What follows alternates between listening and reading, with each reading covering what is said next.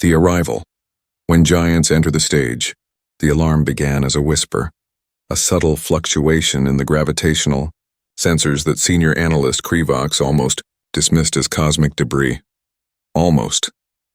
His compound eyes refracted the holographic display into 1,000 fragmentary images as he leaned closer to his console aboard observation station Kepler-7. The station, positioned at the edge of the Orion Arm, served as an early warning outpost for the Galactic Council, a sleepy assignment that hadn't seen genuine action in 3 standard cycles until now. By the founders, Krivox's mandibles clicked nervously as he ran the scan again. The gravitational signature was enormous, far too massive to be an asteroid, too concentrated to be a rogue planetoid. His secondary arms danced across the control interface, pulling up comparative data from the Council's extensive archives. Nothing matched. Commander Celathorn. His voice cracked through the station's communication system. "We have an anomaly. Sector 779. You need to see this immediately." Within moments, the station's commanding officer materialized beside him, a tall, ethereal Quillari whose translucent skin shimmered with bioluminescent concern. Commander Celathorn's species had evolved in the crushing depths of their ocean world, giving them an almost supernatural calm in crisis situations. But even she couldn't hide the tremor in her voice. "What am I looking at, analyst?" "A gravitational distortion consistent with a massive object exiting hyperspace," Krivox explained, his voice steadying as he fell into professional routine. "But Commander, the mass reading is impossible. If this were a ship, it would be..." He paused, recalculating. "It would be larger than anything we've ever encountered. 10 times the mass of a Drathian battle carrier, 20 times larger than the Grand Archive Station." Celathorn's bioluminescence flickered from blue to deep purple, the Quillari equivalent of going pale. Could it be a weapon? A void devourer from the old legends? Unknown. "But Commander..." Krivox brought up the trajectory analysis. "Whatever it is, it's heading directly toward Council space.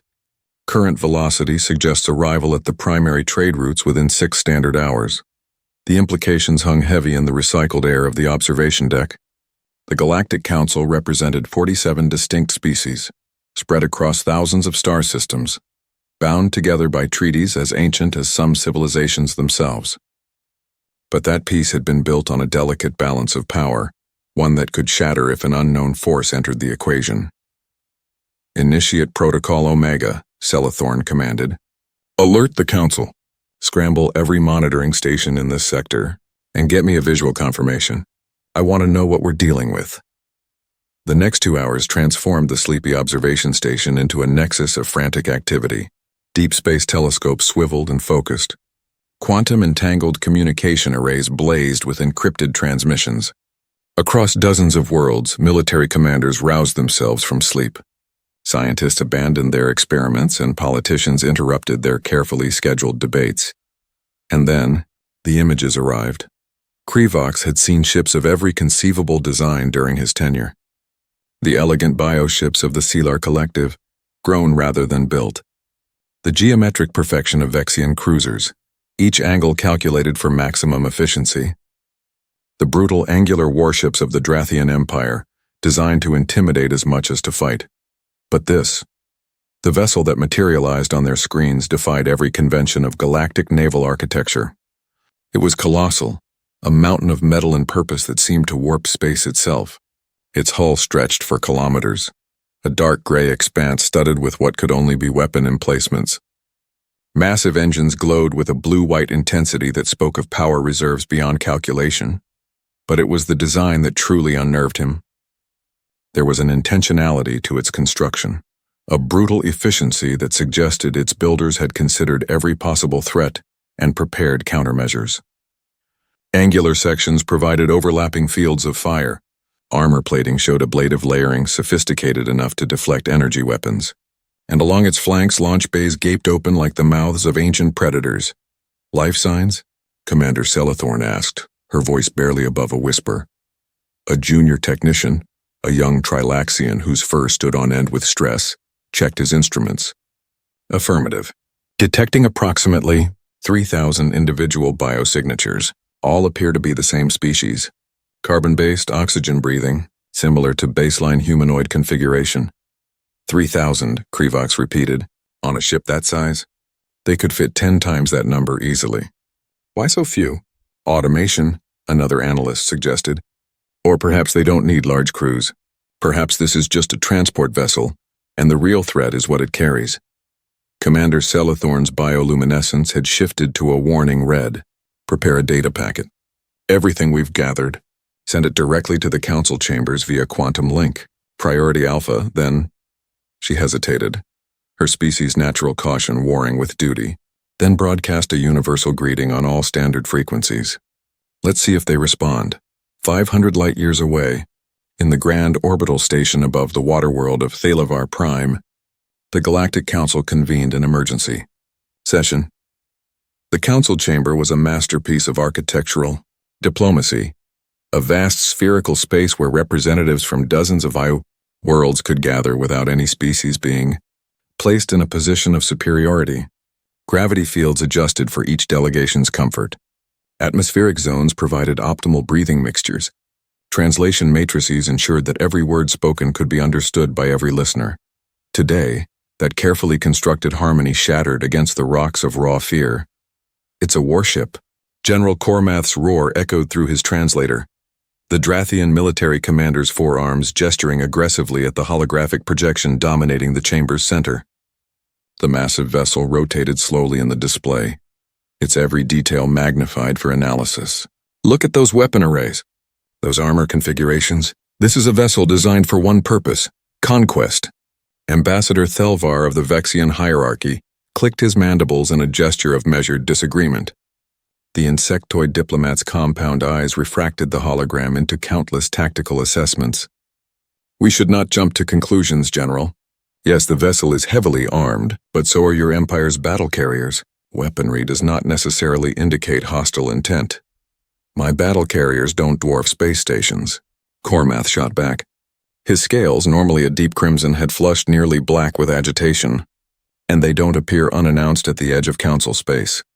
Where did this thing even come from? Scientist Lyranish raised a delicate webbed hand. The Quillari researcher's gentle nature often made her voice easy to overlook in heated debates, but her scientific credentials were unimpeachable.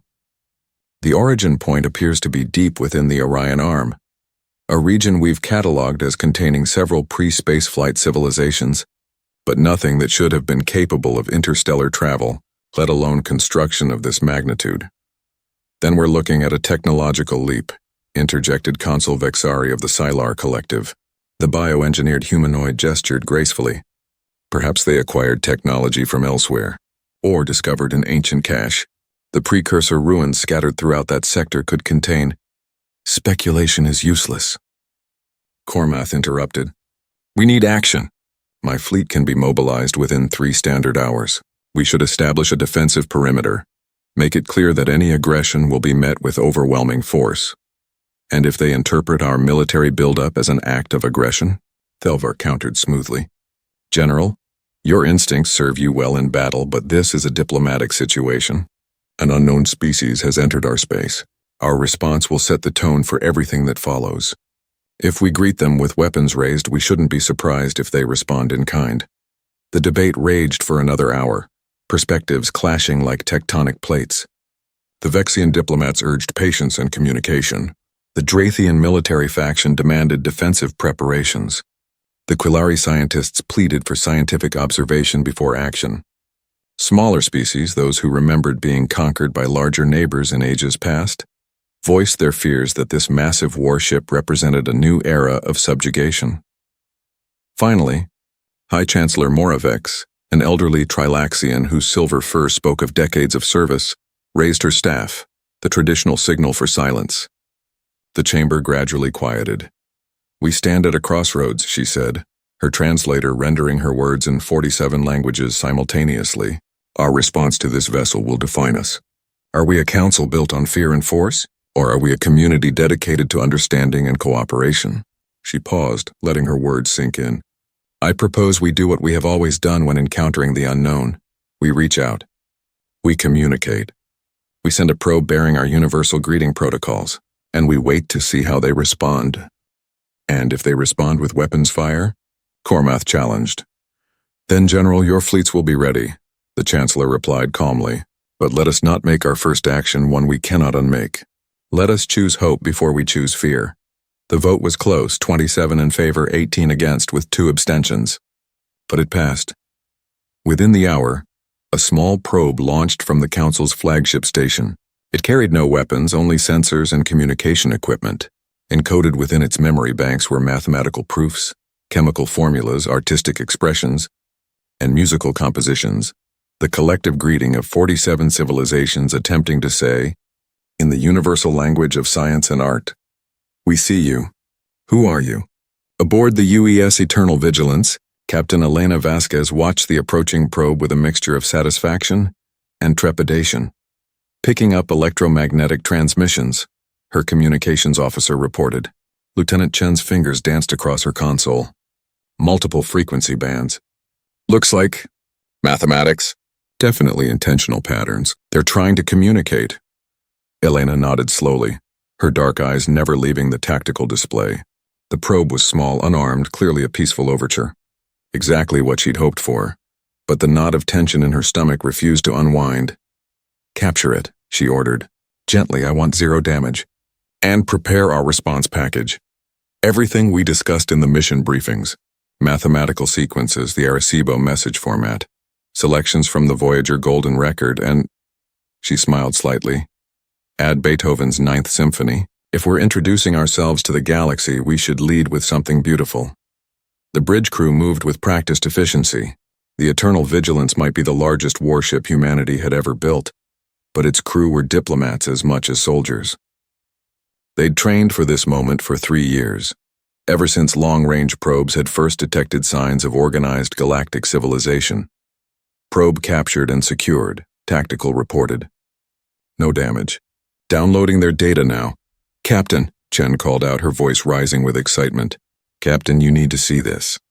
They sent images, dozens of different species, and astronomical data, star charts, trade route information. "They're showing us their civilization." Elena crossed to the communication station, her heart rate quickening. The images flickering across the screens showed beings of incredible diversity.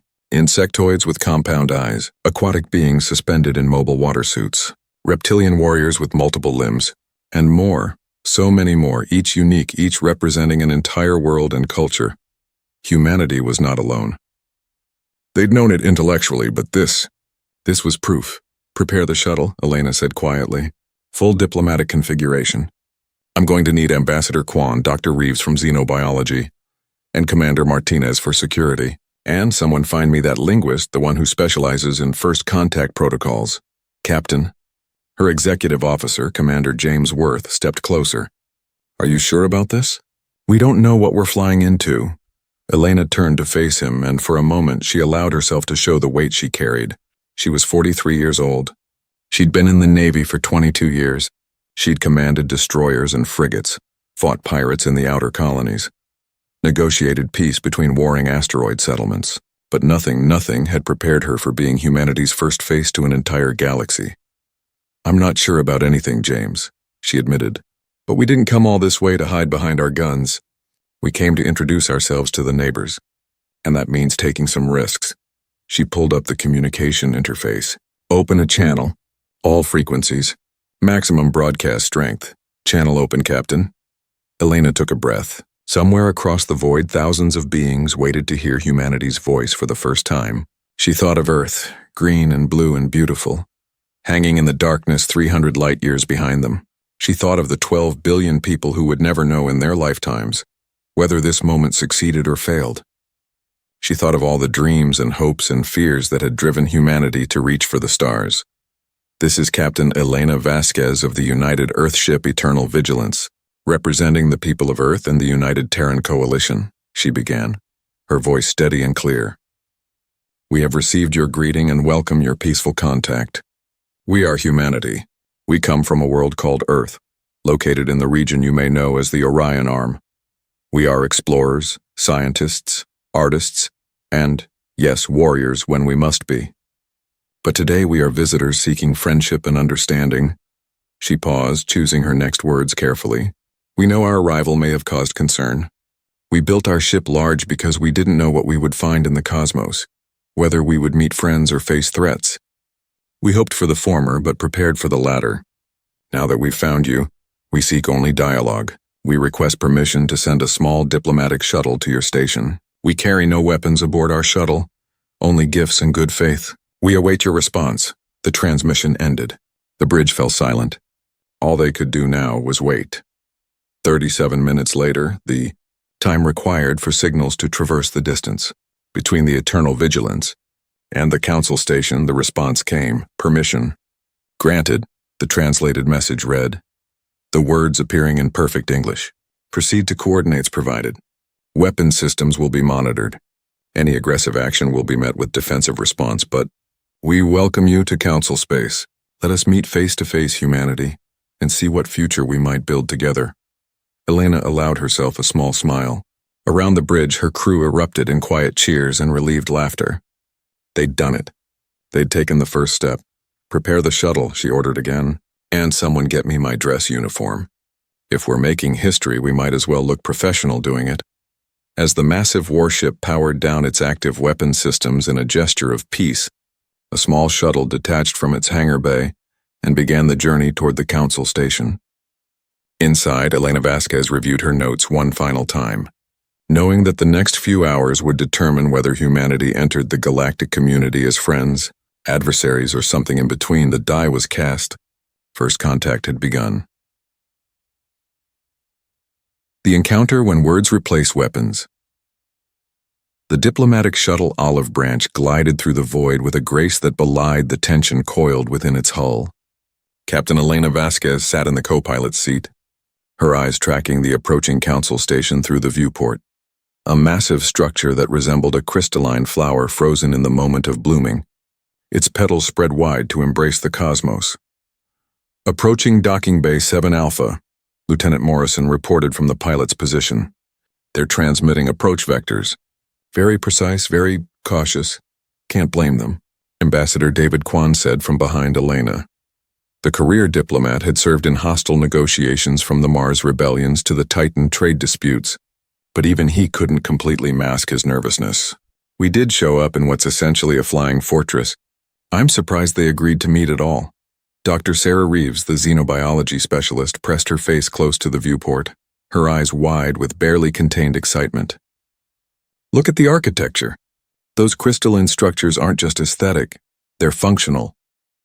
Light conduits probably, and see how the docking arms adjust?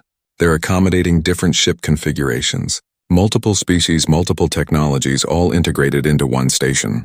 It's magnificent.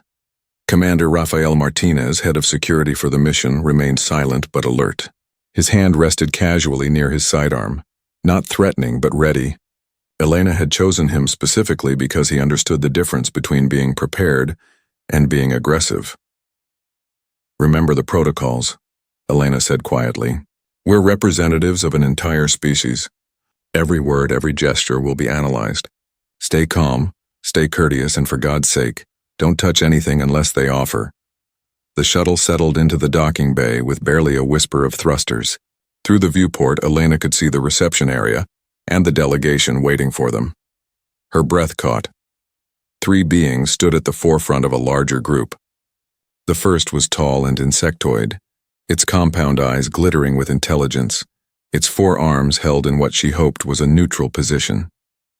The second was aquatic, suspended in a transparent mobility suit filled with shimmering liquid, its translucent body pulsing with bioluminescent patterns. The third was reptilian and massive, easily 7 feet tall, with scales that shifted from crimson to deep burgundy, and 4 powerful arms crossed over a barrel chest. Behind them, dozens more beings waited, a menagerie of life forms that would have driven the xenobiology community back on Earth into fits of ecstatic study. Holy shit, Dr. Reeves whispered. Language. Doctor, Elena murmured, but she couldn't keep the smile from her voice. Let's go meet our neighbors. The airlock cycled open with a hiss that seemed to echo through the suddenly silent docking bay. Elena stepped through first. Protocol demanded that the senior officer take the initial risk, and felt the artificial gravity adjust slightly to accommodate her weight. The air was breathable if slightly humid, with an odd metallic tang that she couldn't quite place. The insectoid being stepped forward, and Elena heard a voice, surprisingly melodious, emerge from a small device at what she assumed was its throat. "I am Ambassador Thelvar of the Vexian hierarchy," the voice said. The English nearly perfect despite the obvious translation technology. "On behalf of the Galactic Council, I welcome you to Station Unity. We are..." Honored, intrigued, concerned? The translator seemed to struggle with the emotional nuance. "We are many things regarding your arrival, Captain Vasquez. But above all, we are curious." Elena executed a formal bow, not too deep, showing respect without subservience. "Ambassador Thelvar, the honor is ours. We are grateful for your willingness to meet with us, especially given the abruptness of our arrival." The aquatic being's bioluminescence shifted through several colors before settling on a calm blue. "I am scientist Lyra Nesh of the Quillari Collective. Your ship is unlike anything in our extensive databases. The technological implications alone are," she paused, "fascinating, and perhaps troubling." "Mostly troubling," the reptilian warrior rumbled, his voice like gravel in a cement mixer. "I am General Cormath of the Drathian Empire. Your vessel outguns my entire battle fleet. I think you can understand our concern." Elena nodded slowly. "I can, General, and I hope in time to help you understand why we felt such measures were necessary. But first," she gestured to her team, "may I introduce my colleagues? Ambassador David Kwan, our Chief Diplomatic Envoy, Dr. Sarah Reeves, our Xenobiology Specialist, and Commander Rafael Martinez, Head of Security." The introductions complete, the groups regarded each other for a long moment. Elena could see her team fighting the urge to stare, to bombard their hosts with questions. She could also see similar restraint in many of the alien observers, particularly Dr. Reeves's counterparts, who seemed nearly vibrating with suppressed curiosity. "Perhaps," Thelvar suggested, his mandibles clicking in what the translator rendered as diplomatic smile, "we should adjourn to the council chamber. High Chancellor Moravex has convened a special session to hear your testimony, if you will follow me." The walk through Station Unity was a sensory symphony. Everywhere Elena looked, she saw evidence of galactic civilization. Shops where beings traded goods from 100 worlds, parks where children of a dozen species played together, and transit tubes where commuters of wildly different physiologies traveled side by side. And everywhere, beings stopped to stare at the human delegation. "They're afraid of us," Ambassador Kwan murmured. "Some of them," Elena agreed. "Others are curious. A few look hostile.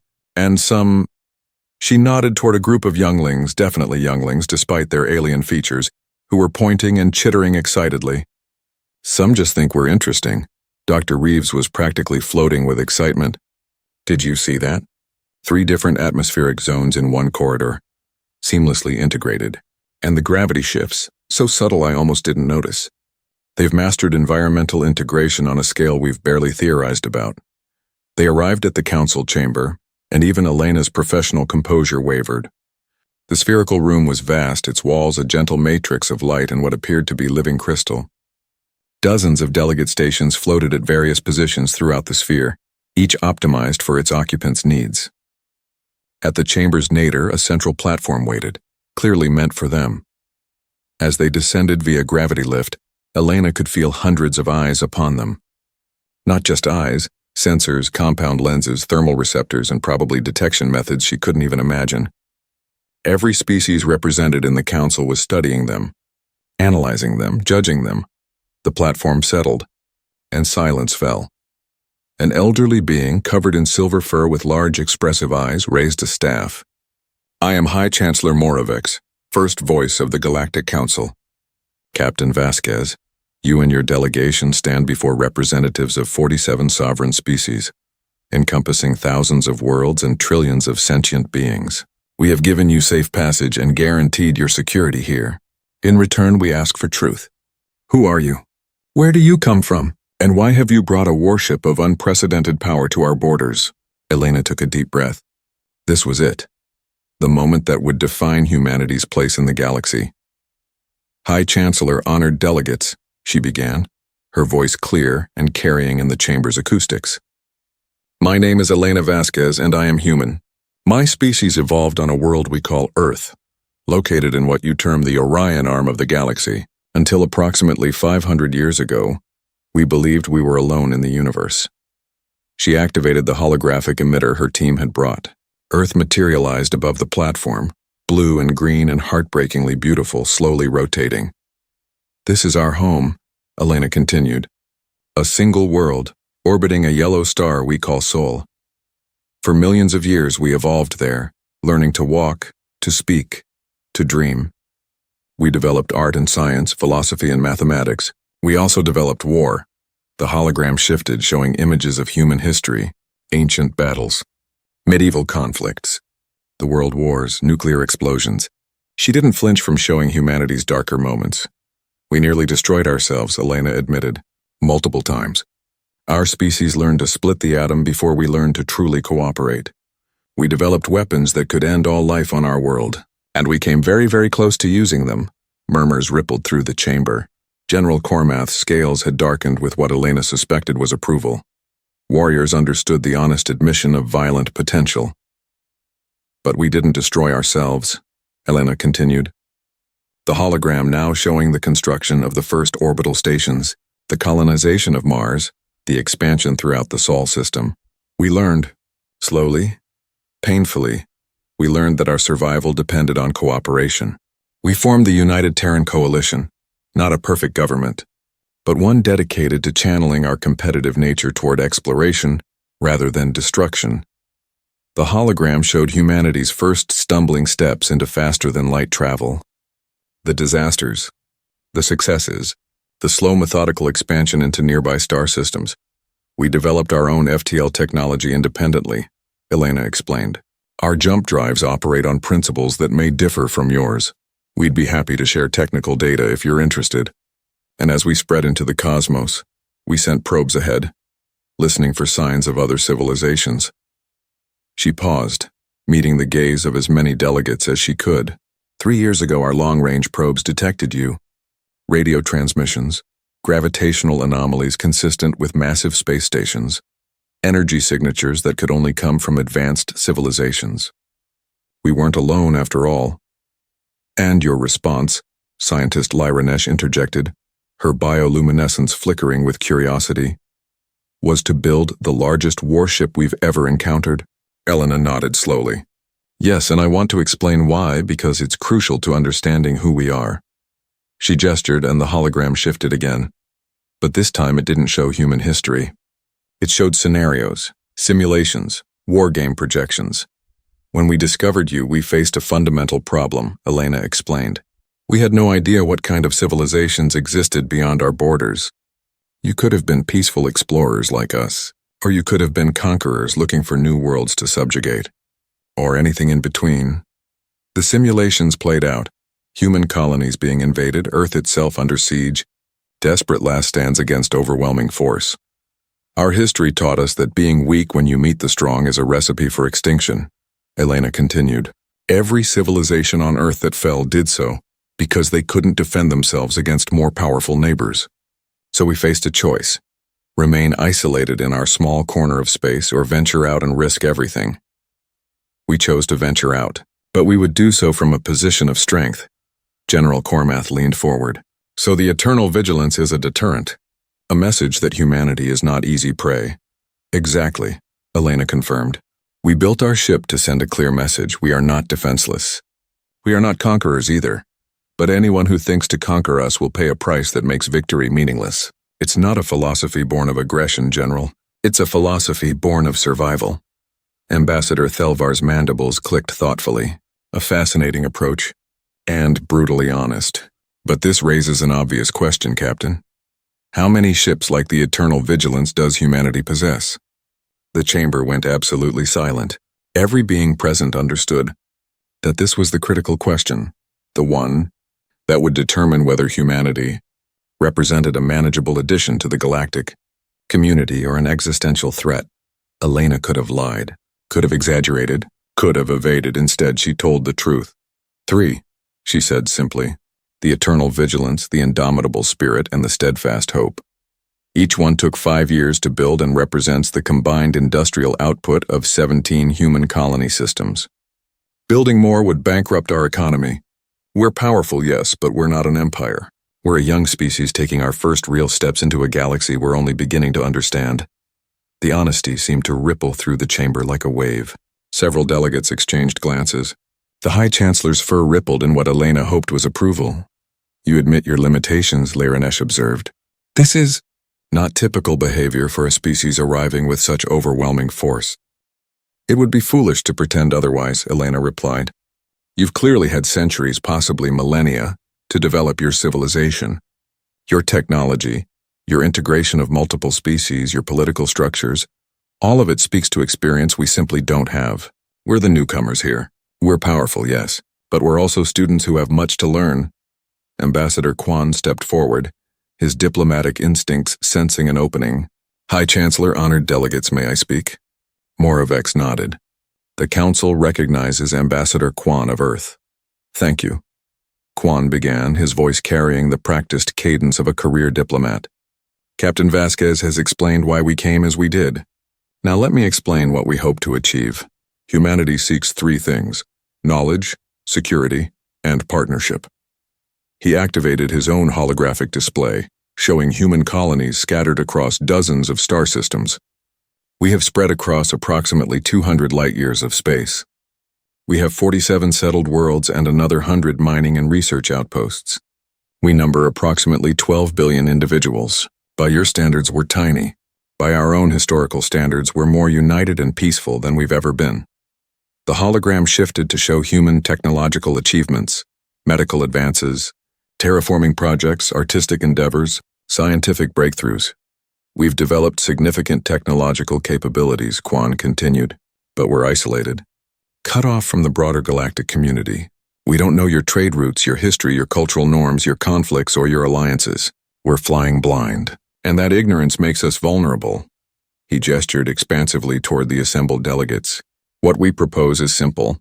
Let us join the galactic community. Not as conquerors, not as subjects, but as partners. We offer our technology, our resources, our protection to those who need it, and our friendship to those who will accept it. In return, we ask for knowledge, star charts, historical records, cultural exchanges. We ask for trade relationships, and we ask for the opportunity to prove that humans can be trusted members of this council." "A pretty speech," General Cormath rumbled. "But words are cheap. What guarantees do you offer that you won't turn your weapons against us once you've learned our weaknesses?" Commander Martinez, who had remained silent until now, spoke up. "General, I'm a soldier. I've fought in 3 colonial wars and more border skirmishes than I can count. So let me speak to you as one warrior to another. We don't want a war with you. We couldn't win one." The blunt assessment seemed to startle several delegates. Cormath's eyes narrowed. "Explain," the general demanded. "Simple logistics," Martinez replied. "Yes, the eternal vigilance is powerful.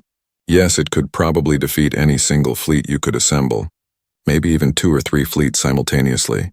But you represent 47 species across thousands of systems. You have industrial capacity we can't match, population reserves we can't compete with, and centuries of military tradition we lack. If it came to total war, we'd win some battles. Maybe many battles.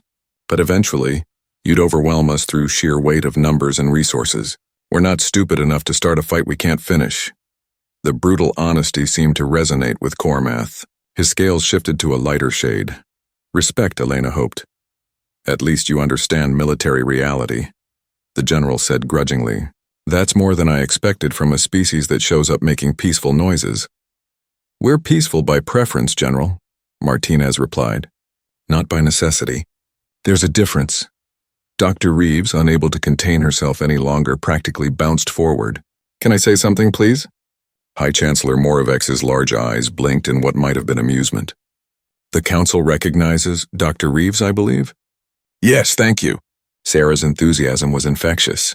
"Look, I'm a scientist, not a diplomat or a soldier.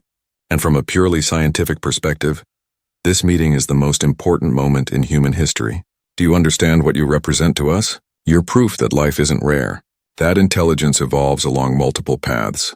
That consciousness takes forms we never imagined. You're living evidence that the universe is more wonderful and complex than we dared to dream."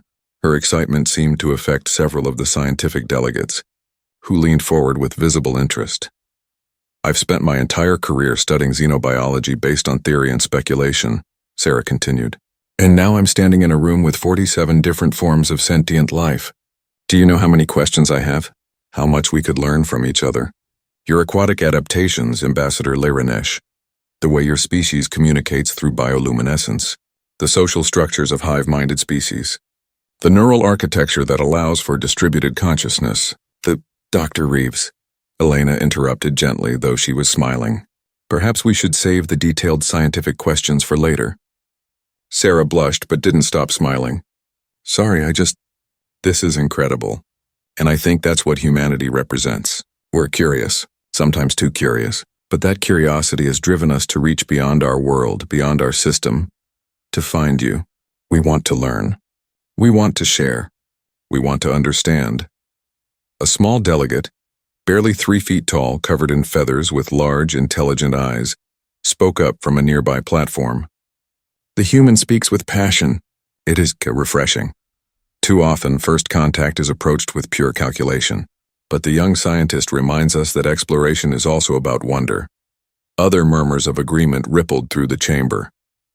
High Chancellor Moravec tapped her staff once, calling for attention.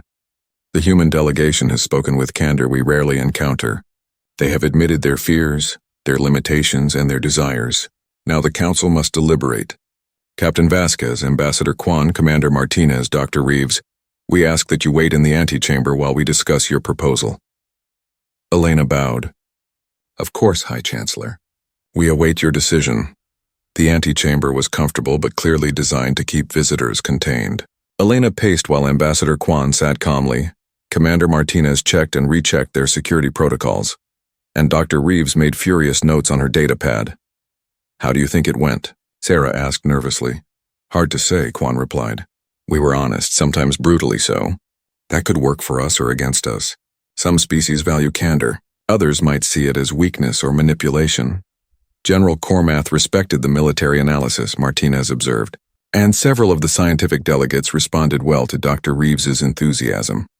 But there are political considerations we can't predict. Old alliances, historical grievances, species prejudices we know nothing about. Elena stopped pacing and looked out the viewport at the stars beyond. Somewhere out there the eternal vigilance waited, its massive bulk a reminder of humanity's strength and vulnerability. We did what we came to do, she said quietly. We showed them who we are, flawed, dangerous, but genuinely trying to be better. Now we see if that's enough. 2 hours passed, then 3. The waiting was agony.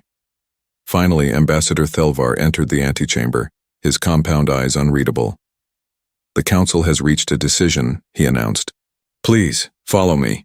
They returned to the Council chamber where the assembled delegates waited in tense silence. High Chancellor Moravec stood at the chamber's center, her expression grave. Captain Vasquez, we have heard your testimony. We have debated long and vigorously. The vote was close, closer than many would prefer. But democracy is often messy and consensus is not always possible. Elena's heart hammered. This was it. The Galactic Council has decided by a vote of 28 to 19 to extend provisional membership status to humanity and the United Terran Coalition. Relief washed through Elena so powerfully she nearly staggered. Around her, her team was reacting with similar shock and joy. Provisional membership, Moravec continued, means you will have access to Council databases, historical records, star charts, technological archives, though some sensitive information will remain restricted until full membership is achieved. You will be allowed to establish diplomatic embassies on Council worlds. Your ships will have right of passage through Council space, provided they respect our navigation protocols and territorial boundaries. In return, we require transparency. Your military capabilities will be registered with the Council, your territorial claims will be submitted for review, and you will submit to periodic inspections to ensure compliance with Council law, particularly regarding weapons of mass destruction and prohibited technologies. Furthermore, General Cormath added, his voice stern, the Eternal Vigilance and her sister ships will be required to maintain a minimum distance of 10 light-years from Council core systems unless explicitly invited closer. This is non-negotiable. We understand, General, Elena replied, and we accept these terms. Scientist Lyra Nesh's bioluminescence shifted to a warm gold. There is one more condition, Captain. A more pleasant one, I think. We propose an exchange program. Human scientists, artists, and diplomats would be welcome to council institutions. In return, we would send our own people to human worlds. Let us learn from each other. Let us build understanding through direct contact. Dr. Reeves looked like she might actually cry from joy. Yes, absolutely yes. When can we start? Despite the tension, laughter rippled through the chamber, the universal sound of amusement at youthful enthusiasm. High Chancellor Moravex tapped her staff 3 times, a ceremonial gesture. Then it is decided. Humanity, you are no longer alone in the cosmos. You join a community that has stood for 5,000 years, survived wars and plagues, celebrated triumphs and mourned tragedies. You bring your strength, your curiosity, and we hope your wisdom. Welcome to the Galactic Council. May your journey with us be long and prosperous. Hours later, as the olive branch made its way back to the Eternal Vigilance, Elena sat in the co-pilot's seat and stared at the council station receding behind them. Beside her, Ambassador Kwan was already drafting reports. Commander Martinez was reviewing security protocols for the upcoming embassy establishments, and Dr. Reeves was chattering excitedly about the xenobiologists she'd met and the research opportunities ahead. Captain, Lieutenant Morrison said from the pilot's seat, the Eternal Vigilance is hailing us. They want to know how it went. Elena smiled, genuinely smiled for the first time in days. Tell them it went well, Lieutenant. Tell them we've made history today. Tell them we're not alone anymore. As the shuttle docked with humanity's greatest warship, Elena allowed herself a moment of reflection. They'd come to the stars armed for war but hoping for peace. They'd shown their strength while admitting their weaknesses. They'd been honest about their fears and open about their dreams, and it had been enough. The galaxy would never be the same. Neither would humanity. The vast ship's weapon systems remained powered down, a gesture of peace that spoke louder than any words. Around the Eternal Vigilance, space that had been empty and threatening now seemed full of possibility. In the council chamber, the delegates were already discussing the implications of humanity's arrival. Some worried about the military balance of power. Others celebrated the addition of new scientific perspectives. A few planned trade deals and cultural exchanges, and in the quiet corners where the true power brokers met, beings began to wonder how humanity would change the delicate equilibrium that had kept peace for millennia. But for now, in this moment, there was hope. Captain Elena Vasquez filed her report to Earth, knowing that by the time her message arrived, celebrations would already be underway. Humanity had reached for the stars and found friends waiting. The journey was just beginning.